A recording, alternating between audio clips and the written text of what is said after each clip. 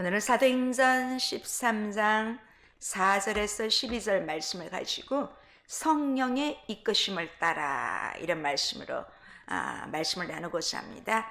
원래는 4절에 보면 성령의 보내심을 받아 이렇게 되어 있는데 제가 성령의 보내심을 받아를 성령의 이끄심을 따라 이렇게 좀 바꾸어서 말씀 제목을 정해 보았습니다. 안디옥 교회가 열심으로 주님을 섬기자 성령 하나님께서 이제 안디옥 교회를 통해 일하기 시작하십니다. 성령께서는 복음 전파를 위해서 바나바와 사울을 따로 구별하셨습니다. 이제 드디어 바나바와 사울은 성령의 보내심을 받고 구브로 섬으로 선교 여행을 떠나게 됩니다. 지금부터 약 2년 정도, 2년간의 이 바나바와 사울의 제1차 선교 여행이 본격적으로 이제 시작되는 부분입니다. 그들은 안디옥 교회에서 안수를 받고 성령에 의해서 파송에 따라 이제 선교지로 향하게 됩니다. 우리 4절 다시 한번 보시겠습니다. 4절. 두 사람이 성령의 보내심을 받아 실루기아에 내려가 거기서 배 타고 구브로에 갔어. 자, 우리 여기 4절에 보면 두 사람이 성령의 보내심을 받아로 시작되고 있습니다. 겉으로 볼 때는 안디옥 교회가 두 사람을 파송하는 것처럼 보입니다. 그러나 실상은 성령께서 바나바와 사울을 직접 이 구브로 섬으로 보내셨습니다. 우리는 선교사 파송할 때 보통 교회나 선교단체를 통해서 파송받는다고 그렇게 봅니다. 맞습니다. 그러나 더 깊이 들어가 보면 교회나 선교단체가 아니라 성령께서 파송하신다는 것을 볼 수가 있습니다. 모든 영혼의 구원을 위해서 이미 작정하시고 사람을 파송하시며 곳곳에서 일하시는 분은 성령님이라는 사실인 것입니다. 그래서 교회는 성령께서 원하시는 것을 잘 들여다보고 또 거기에 협력하며 순종해서 선교사를 파송하는 것입니다. 우리도 우리 성도이도 이처럼 성령의 이끄심을 받아 살아간다면 얼마나 좋을까요? 하나님께서 성령께서 날마다 우리 생활 속에 찾아오셔서 말씀해 주시고 또 지금도 우리 삶을 인도하고 계신다고 믿는 성도들은 정말 행복한 성도입니다. 우리가 이렇게 성령의 인도하심을 받기 위해서는 우리 자신을 하나님 앞에 온전히 내려놓고 우리가 거룩하게 구별된 삶을 될 때 성령은 늘 우리와 동행하여 주신다는 것입니다. 저는 우리 월드미션 교회와 지금 우리 함께 예배하는 동역자들과 또 특별히 온라인으로 함께 저희 교회의 예배에 참여하신 모든 동역자님들이 이 안디옥 교회와 같이 성령의 인도하심을 받는 그렇게 성도들이 되기를 주님의 이름으로 축복합니다.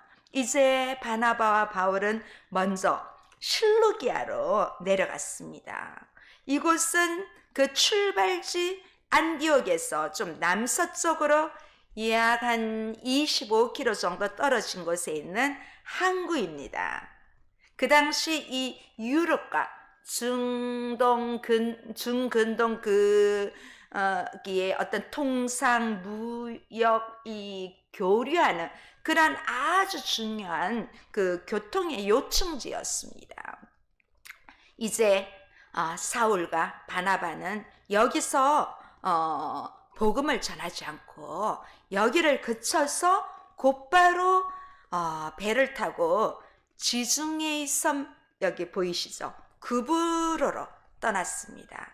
이 구브로는 오늘날 그 사이프러스라고도 하고 또 그 키프로스라고 하는 그곳입니다.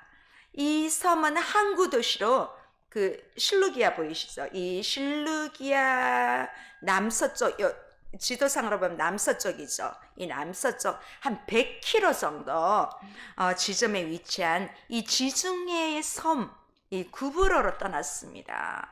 이 구브로로 이제 떠나서 다시 한번 두 사람은 안디옥 교회로부터 파송받은 선교사로서 처음으로 이곳에서 이제 사역을 시작합니다. 특히 이 구브로는 우리가 그동안 보았던 지금 1차 선교 여행 이 바나바와 사울이 하고 있잖아요. 이 바울이 아니라 바나바의 고향이기도 합니다. 바나바의 고향이기도 합니다. 그런데 왜 이곳을 가장 먼저 구브로로 1차 선교지를 떠나는 첫 번째 코스로 잡았을까요?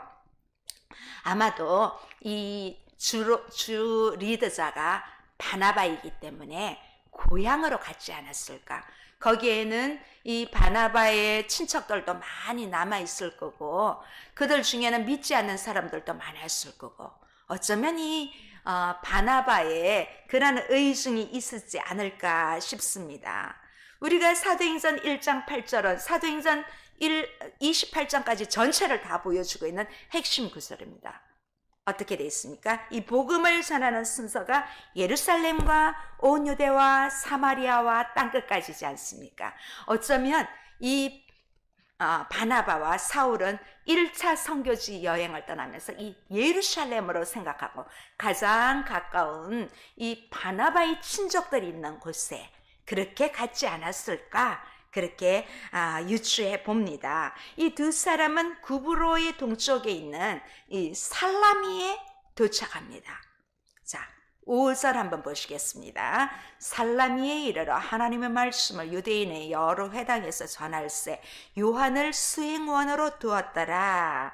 이 살라미는 구브로 섬 동쪽 해안에 위치한 항구 도시로 그 섬에서 아주 크고 번화한 그러한 도시였습니다. 이곳에서 바나바와 사울은 유대인의 여러 회당에 들어가서 하나님의 말씀을 전하였습니다. 여기서 보면 유대인의 여러 회당이라는 이 표현이 있는 것을 봤을 때 여기는 그 유대인들이 많이 살고 있다는 사실을 보여주고 있습니다. 이 구브로 섬에 유대인들이 거주하기 시작한 것은 대략 한 BC 320년 정도부터 알려져 있습니다. 이 디아스포라 유대인들이 이 섬에 살면서 회당을 짓고 회당을 중심으로 신앙을 지켜갔던 것입니다. 또한 우리가 이 7장에 스데반의 순교로 많은 사람들이 핍박을 피해서 여러 곳에 디아스포라로 가지 않았습니까? 이 예루살렘에서 흩어진 유대인 출신 그리스도인들이 어쩌면 여기 구브로까지 와서 안착해서 이곳 유대인들에게 복음을 전함으로써 여기 교회가 생겨난 것으로 봅니다. 여러 이런 연유로 구브로에는 이미 복음이 들어와 있었습니다. 그러나 이 바나바와 사울은 유대인의 회당에서 아직 복음을 전하지 않는 유대인들에게 그 복음을 전했습니다.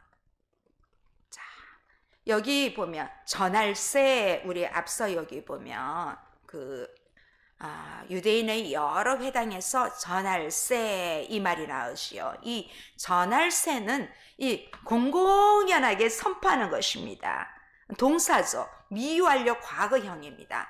이 말은 전할세의 말은 바나바와 사울은 꼭 여기 와서만 한 것이 아니라 계속 반복적이고 지속적인 말씀을 선포하며 지금도 다니고 있다는 것입니다.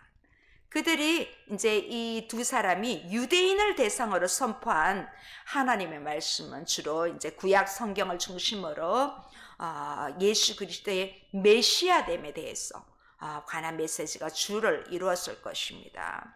또 한편 이 사람들은 이방 땅에서 이방인들에게 복음을 전하지 않고 먼저 이 유대인 해당에서 유대인들에게 먼저 복음을 전했습니다. 이렇게 한 것은 바울의 선교 정책 중에 바울은 항상 이 안에 있는 사람 먼저, 그러면서 이방인의 선교사로 부름받은 것입니다. 자, 이렇게 할 때 이 두 사람과 함께 누가 따라갔습니까? 이 요한이 수행원으로 따라갔습니다. 요한이라니까 어느 요한인지 헷갈리시죠? 자, 우리가 앞서 보았던 12장 25절에 나오는 마가라 하는 요한입니다. 이 요한은 요한이라고도 하고 그냥 마가 요한, 마가라 하는 요한, 이렇게 여러 가지 이렇게 이름이 있습니다. 자, 예수님께서 제자들과 이 최후의 만찬을 하셨던 이 마가의 다락방 있죠.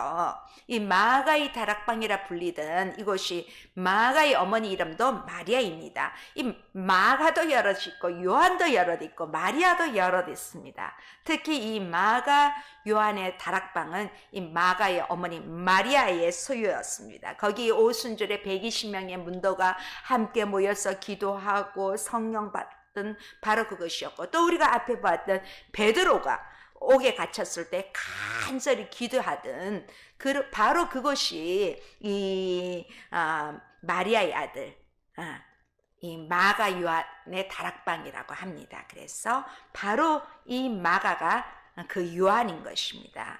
그때 이 요한이 수행원으로 동행했습니다.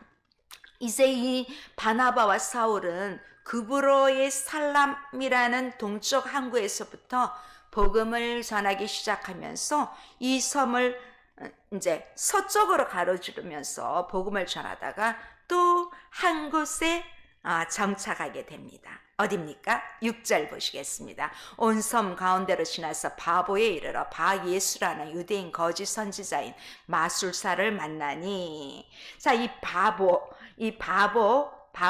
섬 이름입니다. 이 바보섬이 어디 있죠? 조금 다른 지도입니다. 약간. 네, 이 바보는 구브로 섬의 서쪽에 있는 항구 도시입니다. 이 바나바와 사울이 살라미에서부터 그 섬 가운데를 지나 바보에 이르렀던 것은 이 구브로 섬을 횡단한 것이지요. 횡단한 것을 보여줍니다. 이제 이들은 살라미에서 약 한 180km 정도 이르는 이 바보에 가는 동안에도 많은 사람들에게 복음을 전했을 것입니다. 근데 오늘 이 본문에는 보면 별다른 언급 없이 이 바나바와 사울이 이 살라미에서 바보에 이르렀다고 언급하는 것을 보니까 이 구브로에서의 두 사람의 초기 선교 사역은 큰 성과가 안 보였던 것으로 보입니다. 한술밥에 배 안 부르지요, 그쵸? 네, 처음에는 조금 이제 막 스타트한 거예요. 약 2년에 걸쳐서 1차 선교 여행을 하는데 처음 간 곳이 그렇게 성황리에 일어난 것은 아닌 것으로 보입니다. 그런데 그럼에도 불구하고 우리 뒤에서 보게 됩니다. 이 바울과 바나바는 이 바보에서 그 구브로 총독 서기오 바울을 개종시키는 일이 일어납니다.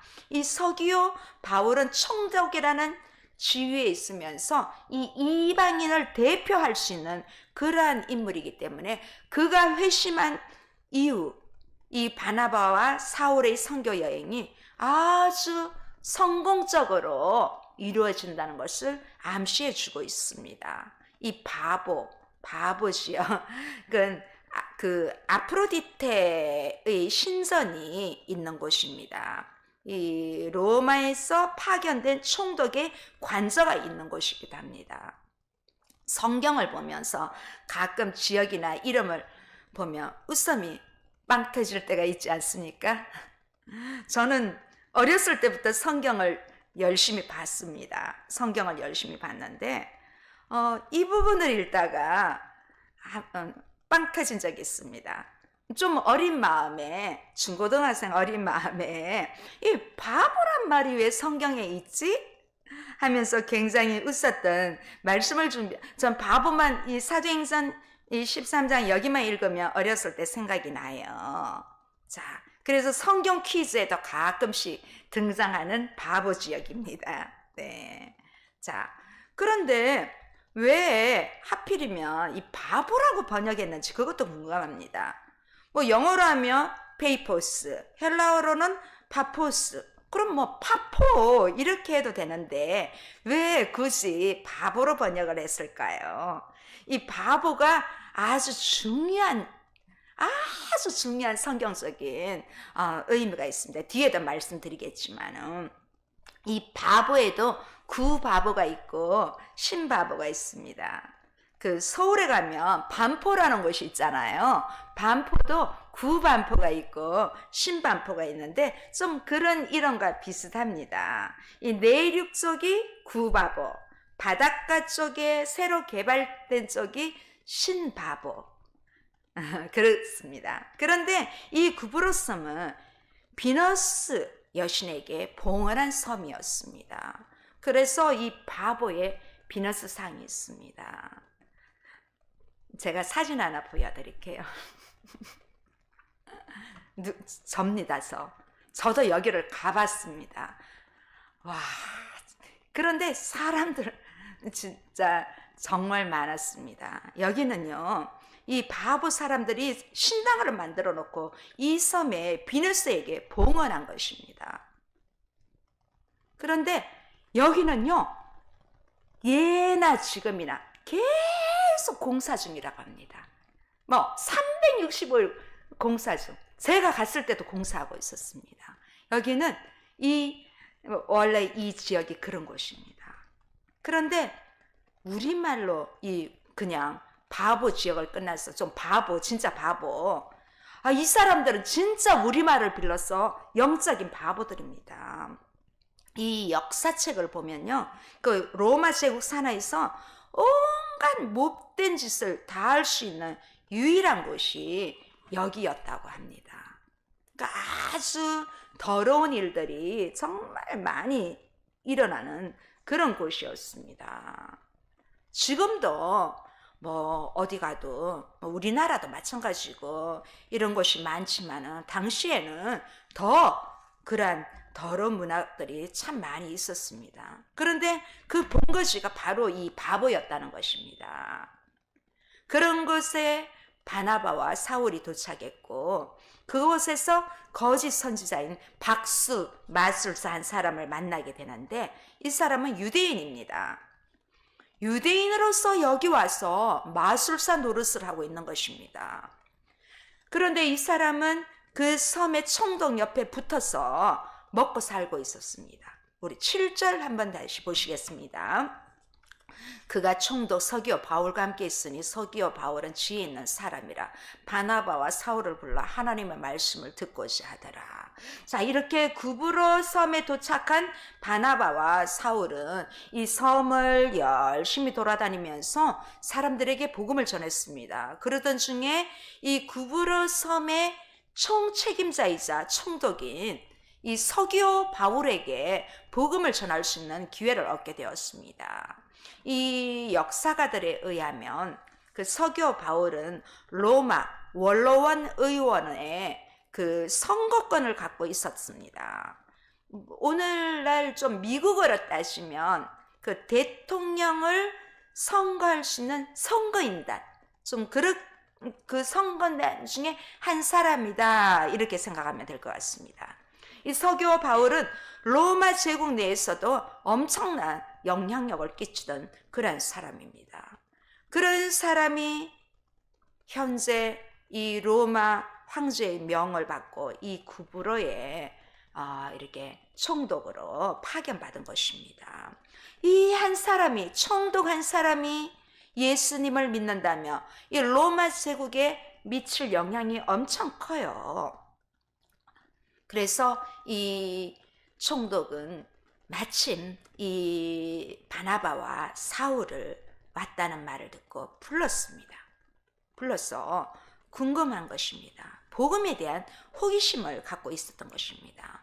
이미 이 서기오 바울도 예수라는 분이 십자가에 죽으시고 그가 부활했다는 사실을 참 믿기 힘든데 이 사람들이 그런 전도를 한다는데 도대체 진짜일까? 이런 궁금증이 있었을 것입니다. 그의 귀에 들어갔을 것입니다. 그래서 이 서기오 바울도 도대체 이 예수가 부활했다는 그 말이 진짜인지 자세히 알고 싶었던 것입니다. 그래서 바나바와 사울을 불러서 더욱 자세히 듣고자 했던 것입니다. 이제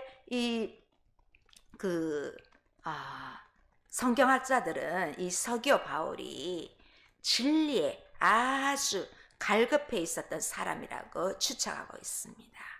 이 세상은 어떻게 만들어졌고 산다는 것은 무엇인지, 죽음 이에는 무엇이 인간을 이끌고 있는지 주로 필로소피아 철학자들이 많이 궁금해하는 것이지요. 무엇을 위해 살아가야 될까? 그런 궁금증을 가지고 있었던 사람으로 생각이 됩니다. 이 총독 서기오 바울은 아주 지혜로운 사람이었으나 그가 가진 지혜로서는 궁극적인 그러한 질문들을 해결할 수 없다는 것을 알았던 것입니다. 그렇기 때문에 전혀 접해보지 못했던 새로운 사상, 기독교는 더욱더 궁금했던 것입니다. 이 기독교의 가르침을 마침 이곳에 온 바나바와 사울을 통해서 듣고자 초대한 것입니다. 우리 주변에도 보면 진리에 대한 목마름을 갖고 가는 사람들이 있습니다. 과학이 아무리 발달되고 문명이 아무리 발달해도 이 총독 서기오와 같은 진리에 목마른 사람들도 이렇게 전도하다 보면 있습니다. 왜 살아가야 하는지, 내가 왜 사는지, 내 인생의 종착역이 뭔지, 인생의 참된 그러한 의미와 목적을 발견하지 못해서 방황하는 사람들이 지금도 우리 주변에 많이 있을 것입니다. 정말 그들에게 필요한 것이 바로 부활의 복음인 것입니다. 이 서기오 바울이 바나바와 사울을 통해서 이것을 듣고 싶었던 것입니다. 그래서 우리는 이 복음을 전파하지 아니하며 이 서기오 바울과 같은 사람을 놓칠 수 있다는 것입니다. 그런데 이 총독 서기오 바울이 바나바와 사울로부터 복음을 듣고자 이 총독이 머물러 있는 관저로 이 사람들을 불렀으니까 얼마나 좋은 전도의 기회입니까?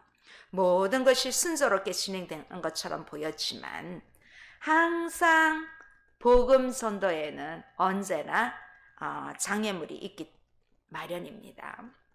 총독 서기오 바울 곁에는 이 바예스라 이름하는 왕실 마술사가 항상 함께 있었습니다. 이 바예스 또 엘루마 이렇게 이름하는 이 마술사는 총독 옆에 붙어서 그의 미래를 점쳐주고 또 주술행위를 통해서 그의 마음을 미혹했습니다. 하나님을 믿지 않는 수많은 우리 불신자들은 보면 불안하니까 무당도 찾아가서 점도 쳐보고 또 비싼 돈 주고 종이 조각 한 조각 이것도 수많은 돈을 주고 부적을 사와서 벽엔채도 넣어보고 별 행동을 다 합니다. 왜냐하면 불안하니까요. 그래서 조금이라도 점을 보고 부적을 갖고 있으면 그 불안함이 좀 해소되는 느낌을 받기 위해서 궁극적으로는 아무것도 아니지만 오늘 본문에 이 총독 서기오 바울도 그런 늘 그 높은 자리에 있으면서도 불안한 마음이 있기 때문에 이 마술사 바예스를 통해서 조금 심리적인 안정을 누렸을 것입니다. 이 바나바와 사울이 총독 서기오 바울에게 복음을 전하자 곁에 있던 이 바예스 마술사 엘루마가 두 사람을 대적하여 이 총독이 복음을 믿지 못하도록 이렇게 중간에서 애를 쓰고 있는 것입니다. 우리 8절 한번 보실까요? 이 마술사 엘루마는 그 이름을 번역하며 마술사라 그들을 대적하여 총독으로 믿지 못하게 힘쓰니 이 바예스라는 사람을 어떻게 묘사합니까? 아주 화려합니다. 이 사람은 유대인이고 또 바예스가 무슨 말인지 아십니까? 구원의 아들이란 말입니다. 바예스란 뜻이 거짓 선지자이고 게다가 마술사 엘루마입니다. 이 마술사는 계속해서 이 바나바와 사울이 전파하는 복음을 방해하고 비방했습니다. 이 바에스는 만약에 이 총독이 정말 이 바나바와 사울을 통해서 복음을 받아들이고 예수를 믿게 되면 그동안 자신이 누려왔던 권세와 돈줄이 다 끊어지게 될 것을 알고 있었습니다. 그래서 그는 예수님이 죽었다가 살아난 것은 허황된 진실이라고 아마 주장하면서 이 총독이 바나바와 바울이 전파하는 복음을 믿지 못하다고 온갖 중간에서 방해를 했을 것입니다. 복음을 전할 때는 항상 이 방해 세력, 반대 세력이 있다는 것입니다. 악한 영이 늘 틈탄다는 것입니다. 특히 복음을 전하는 일에 더욱 더 그렇습니다. 그래서 우리는 이 악한 영들과 늘 전쟁 중입니다. 그래서 우리가 하는 모든 사역에는 기도가 필요합니다. 특히 복음을 전파하는 일은 믿지 않는 사람들이 이 교회 안에 들어온다는 것이 결코 쉽지 않습니다. 이 교회 안에 들어온다는 것이 믿지 않는 사람들에게는 기적입니다. 우리가 하는 모든 사역에는 기도 없이 되지 않습니다. 이 바나바와 사울도 얼마나 이를 위해서 기도했겠습니까? 어둠의 세력이 틈타 있는 것입니다. 이 어둠의 세력은 칼로도 총으로도 어둠을 물리칠 수가 없습니다. 이 어둠을 이기는 것은 빛이 반사되어야 됩니다. 이 악한 영은 오직 진리의 빛 대신 예수 그리스도의 능력으로만 이길 수 있는 것입니다. 우리는 이 어둠이 항상 우리에게도 있습니다. 우리가 자칫 잘못 생각하고 조금 정말 참 안 된다. 왜 이 사람이 이렇게 아파야 되나. 그런 거 보면 또 하다 보면 어둠이 우리도 가릴 때가 많이 있습니다. 우리 상황만 보면 정말 어둡습니다. 이 어둠을 걷어치울 수 있는 길은 빛 대신 예수 그리스도께서 역사하시는 일밖에 없습니다.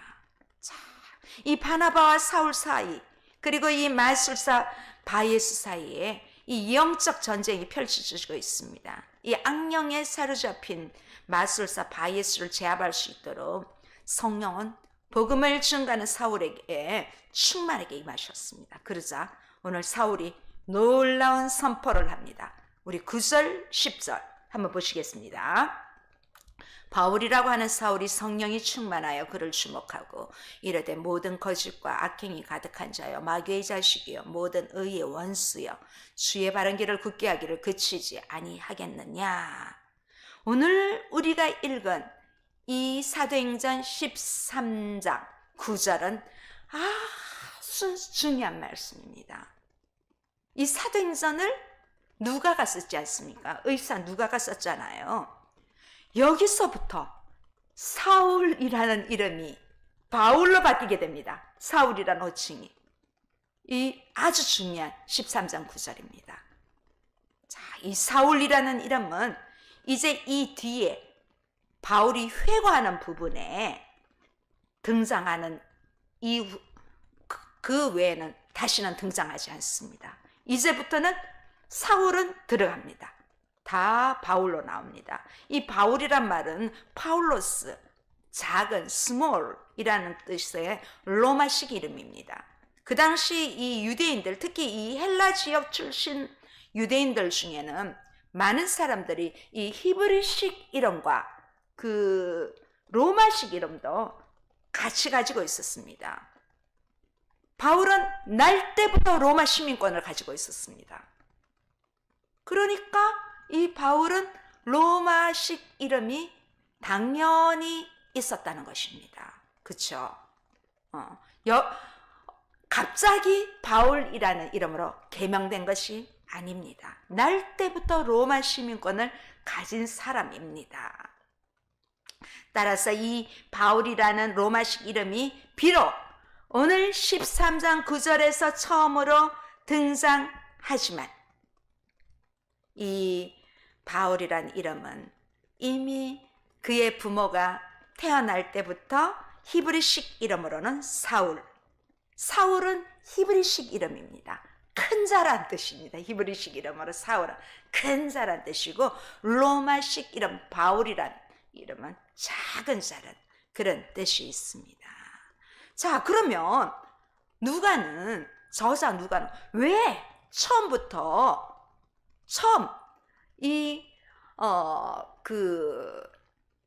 누구죠? 스데반의 죽음을 앞서서 그때부터 뒤에서 조종했던 그 리더자 있지 않았습니까? 그때부터 바울이라 하지 않고 계속 사울이라 하다가 이제 바울이라고 오늘 9절에서 이렇게 합니다. 왜 이제 와서 로마식 이름을 밝히고 있을까? 한 몇 가지를 한번 생각해 봤습니다. 먼저 이 총독 서기오 바울에 대한 설교와 마술사 바예스와 영적 전쟁에서 승리를 통해서 이 바울은 명실공히 이제 이방인의 선교사, 이방인을 향한 선교사로 인정받기 위해서 그렇게 바울이란 로마식 이름을 밝힌 것으로 보입니다. 그래서 왜냐하면 이 이방인들에게는 로마식 이름이 더 익숙하거든요. 더 익숙한 로마식 이름인 바울을 그의 이름으로 이제 거명하고 있다는 것입니다. 또 두 번째, 지금 누굽니까? 여기 누구에게 복음을 전하고 있습니까? 서기오 바울에게 복음을 전하고 있잖아요. 나도 바울이다, 우리 친구다, 좀 이렇게 총독과 같은 이름으로 이렇게 알게 함으로써 자신이 총독과 친구다, 우리 가깝다, 내가 전하는 이 복음이 진리다, 부활하신 예수님은 우리의 메시아다, 이런 것들을 왜냐하면 이름이 똑같은 사람 만나면 조금 부끄럽기도 하고 반갑잖아요. 그렇지 않아요? 저도 유튜브 석상에서 이렇게 보면 저와 성은 다르지만 이름이 똑같은 분이 있습니다. 그래서 더 반갑습니다. 서로 반가워합니다. 그것처럼 이 바울이 서기오 바울에게 우리 친구야, 내가 믿는 예수님 너도 한번 믿어봐, 좀 그런 의미에서 이 사울을 바울로 말하지 않았을까. 또 이제 세 번째는 안디옥 교회로부터 선교사로 파송받은 이유, 선열매가 이 급으로 총독 서기오 바울이 이제 사도 바울과 영적인 유대 관계를 맺게 되었다는 그런 의미에서 누가는 여기 13장 9절부터는 이제는 사울의 이름을 바울로 칭하여 말하고 있음을 보게 됩니다. 나름 이 세 가지 다 좀 타당하지 않습니까? 어쨌든 성경 어디를 봐도 오늘 이 바울은 항상 말씀 안에서 이 전도하는 과정, 사역하는 과정에 강하게 이렇게 저주를 퍼본 적이 없는데 오늘 여기 보면 아주 강하게 선포하고 있습니다. 이 바울은 박수무당, 바예스 그 사람 자체에 대해서 분노했다기보다는 이 사람 속에 있는 마귀로부터, 악한 사탄의 세력으로부터 잡혀있는 그 영혼을 이 서기오 바울을 복음으로 사랑했던 것처럼 이 바예스에게도 같은 그런 마음이 있었기 때문에 그 안에 악한 영을 향하여 분노하고 있는 것입니다. 이렇게 한 영혼이 악한 영에게 사로잡혀 있는 것을 보고 이 박수무당을 짓누르고 있는 사탄의 권세에 대해서 경노하고 있는 것입니다. 이 박수무당이 문제가 아니라 예수 안 믿는 사람이 문제가 아니라 그 사람을 잡고 있는 자, 어둠의 권세 잡은 자, 사탄의 존재를 꾸짖고 있는 것입니다. 오늘 이 바울은 그 실체에 대해서 정확하게 보고 있는 것입니다. 바울은 성령의 보내심을 받아 성령의 충만함으로 그곳에 갔습니다. 그가 하는 모든 일들은 성령께서 하시는 일입니다. 이 성령께서 바울로 하여금 어둠의 권세에 짓눌린 한 영혼을 보게 하신 것입니다. 그냥 분노하고 끝낼 수 있는데 이 사탄에게 사로잡힌 그 영혼을 향해 선포한 것입니다. 그때 어떤 일이 일어납니까? 오늘 마지막 말씀 11절 12절 보시겠습니다. 보라 이제 주의 손이 내 위에 있으니 내가 맹인이 되어 얼마 동안 해를 보지 못하리라 하니 즉시 안개와 어둠이 그를 덮어 인도할 사람을 두루 구하는지라. 이에 총독이 그렇게 된 것을 보고 믿으며 주의 가르치심을 놀랍게 여기니라. 자, 11절에서 보면 주의 손, 이 주의 손은 형벌을 내리신 하나님의 권능을 의미합니다. 또 뭐라고 합니까? 주의 손이 내 위에 있으니, 이 위에 있으니, 이 에는 전치사죠. 뭐 영어로 말하면 on, 이 위에 있는 걸 의미하는데 비유적으로는 이 대적하여 이런 의미가 있습니다. 그래서 위에 있으니 본문에서는 약간 그 비유적으로 쓰였다는 것입니다. 형벌을 내리시는 하나님의 권능이 이 마술사 엘루마에게 미쳤다는 의미입니다. 그 형벌이 뭡니까? 얼마 동안 그의 시력을 앗아가는 형태로 나타났습니다. 이 해를 보지 못한 것은 이 엘루마의 마술이 태양을 비롯한 이 천체의 관측을 통해 이루어졌음을 암시해주고 있습니다. 이 해를 보지 못한다는 것은 이 하늘에 떠 있는 태양을 보지 못한다는 그것뿐만 아니라 아예 빛을 보지 못하는 것, 시력을 상실한다는 것까지 포괄하는 의미입니다. 그러나 여기에서 놀라운 것은 이 엘루마에게 주어지는 심판은 제한적인 것이라는 것입니다. 얼마 동안, 그쵸? 얼마 동안 해를 보지 못하리라. 얼마 동안.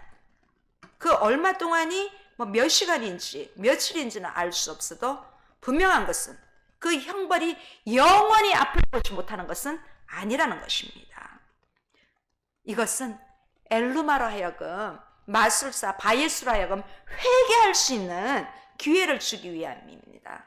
하나님께서 이 엘루마를 응징하시되 이 형벌의 기간을 제한하신 것은 회개할 기회를 주시는 것입니다. 하나님은 우리에게도 회개할 기회를 늘 주고 있는 것입니다. 그 회개할 기회를 놓쳐버리면 문제인 것입니다. 바울은 과거 자신의 모습이 생각났을 것입니다. 이 엘루마를 보면서 다메섹 도상에서 부활하신 예수님을 만나고 일시적으로 그도 시력을 상실하였는데, 이 바울은 바예수에게 임한 하나님의 심판을 보면서 자신의 과거를 회상하면서 수많은 죄를 지은 자신을 회개시켜서 용서해 주시고 이방인의 선교사로 세워주신 그 부분에 대해서 다시 한번 자신을 되새겨 봤을 것입니다. 아울러 이 바예수 또한 자신과 같이 회개하고 이 복음 전파의 기수가 되기를 간절히 그러한 소원하는 마음이 있었을 것입니다. 그러나 오늘 이 성경 이후에 바예수가 어떻게 되었는지에 대해서는 침묵하고 있습니다. 이 본문의 마지막 장면에는 이 박수 엘루마가 복음을 대적하다가 갑자기 시력을 잃는 것을 옆에 있는 서교 바울이 보고 충격을 받은 것입니다. 그리고 이 바울과 박수 엘루마 사이에 벌어진 그 일이 마술이 아니라 엘루마가 벌인 마술이 아닌 하나님의 능력으로 된 것으로 보고 이 복음에 대한 확실한 믿음을 가지게 된 계기가 된 것입니다. 물론 이 서기오 바울도 이 이후에 잘 믿었는지 또 그의 권력을 믿었는지 잘 알 수는 없습니다. 그의 행적이 나타나지 않았기 때문에. 그러나 이 바나바와 바울은 이 바보 지역에서 이 서기오 바울을 회개시킨 것은 정말 놀라운 일이라는 것입니다. 저는 지난 한 5주 동안 엄청나게 바쁘게 보냈습니다. 우리의 일상생활은 아주 편안한 삶은 아닙니다. 여러분은 편안한 삶을 살고 계십니까? 우리는 매일의 영적인 전쟁터입니다. 우리는 이 전쟁터에서 승리해야 됩니다. 그러기 위해서는 기도해야 됩니다. 기도 없이는 우리의 일상생활이 어렵습니다. 또 전도도 어렵습니다. 영혼 구원이 이루어지지 않습니다. 얼마나 방해를 합니까? 우리는 우리 마음을 비우고 정말 예수 그리스도의 십자가 부활의 승리로 말미암아 어둠의 권세는 결국 다 물러가게 되어 있습니다. 우리는 성령님이 하시는 일에 순종하며 나아가기만 합니다. 지금 우리를 통하여 복음을 들어야 할 사람들도 많습니다. 오늘 바나바와 바울의 전도 여행처럼 우리도